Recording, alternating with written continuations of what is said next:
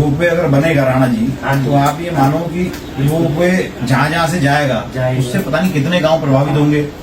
उस केदारनाथ रोड पे लगातार जो है लोग डंडी गंडी वाले होते हैं, छोटे छोटे व्यापारी होते हैं, छोटी छोटी दुकानें होती हैं, स्थानीय लोग लगा के रखते हैं। तो आप ये मानिए कि अगर रोपवे बनेगा तो एक तरह स्थानीय लोगों का बहुत बड़ा नुकसान है। तो दीदी जी, इसलिए हम सब इस ड्राफ्ट को तैयार करके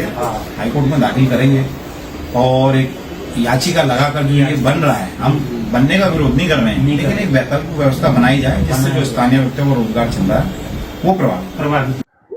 कितनी खुशी की बात है कि हमारे अधिवक्ता जो साथीगण हैं, संदीप चमोली जी और उनकी पूरी टीम इस पर लग गई है कि कैसे इसको हाई कोर्ट में रिट के माध्यम से बताया जाए हाई कोर्ट को भी कि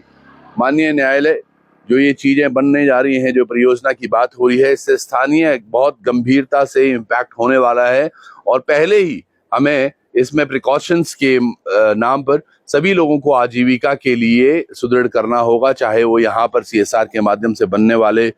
कुछ MSME प्रोजेक्ट्स हों या फिर वो अस्पताल हो, सब चीज़ों पर करते रहेंगे। अधिवक्ता और क्या कह रहे हैं वो भी आप सुनेंगे, लेकिन हमारा यही कहना है कि आज पूरे देश में ये संदेश बहुत स्पष्ट होना चाहिए कि आज केदारनाथ में अगर रोपवे बनता है तो आजीविका पर, हमें फिर बोल रहे हैं विकास के विरोधी नहीं है, लेकिन आजीविका पर कोई संकट ना आए। कई लोगों का कहना था कि भैया हेलीकॉप्टर्स भी यहाँ पर चले, उनके बारे में क्या? तो वाकई उनका भी 8-9-10 कंपनियां हैं, लेकिन उनके CSR फंड या फिर हमारी केदार घाटी के लिए उनका क्या योगदान है, हमारे जिला रुद्रप्रयाग के लिए उनका क्या योगदान है, इस पर एक प्रश्न उनसे भी रहेगा और यकीनन उसकी भी एक कमेटी बनाकर किस तरह से उसको पूरा किया जाए हम करेंगे। तो चलिए वकील साहब क्या बोल रहे हैं वो सुनते हैं। आज त्रिभुवन चौहान जी जो वरिष्ठ पत्रकार हैं केदारनाथ से,